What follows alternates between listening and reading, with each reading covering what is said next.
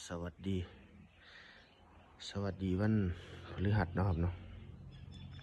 ตื่นขึ้นมากอะพบกับการแข่งขันเมื่อคืนโดยที่แมนยูก็เป็นฝ่ายพ่ายแพ้ของท็อตแนมฮอตสเปอร์ไป1-0เนาะก็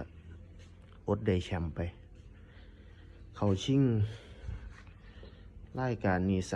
สามเทือในรอบ5 ปีเนาะก็แพ้ไป2ได้ไป1สถิติแมนยูชิงบอลถ้วยบ่ค่อยดีเนาะชิงยูฟ่าแชมเปี้ยนลีกกะ4 เทือน่าจะ4 เทือแพ้ไป2ก็ได้ไป2เนาะ2หรือ3 2หรือ1อันนี้จำบ่ได้ก็ดีใจน้ำสเปอร์เนาะครับเนาะแชมป์ในรอบ17 ปีปีล่าสุดที่ได้ลีกครับก็ตอนนั้นผมก็เชียร์ให้เขาได้เนาะปี2008ที่ชิงกับเชลซีเนาะก็ดีใจน้ำครับส่วนแมนยูก็ต้องปรับปรุงต่อไปแล้วครับผม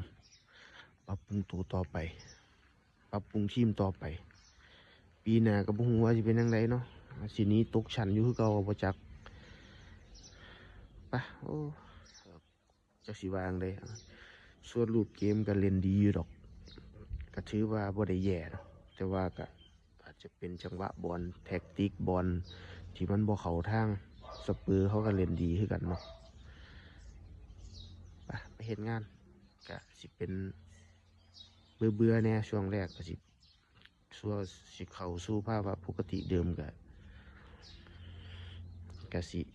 มือ2 มือพุ่นล่ะก็ชินแล้วครับกับการพ่ายแพ้แบบนี้ชินแล้วอยู่กับมันได้เนาะก็คือจังเฮาเฮ็ดงานนี่แหละสิเบื่อสิเซ็งซำใดก็ต้องอยู่ต้องเฮ็ดคือเก่าไปเฮ็ดงานที่เฮาบ่ได้ฮัก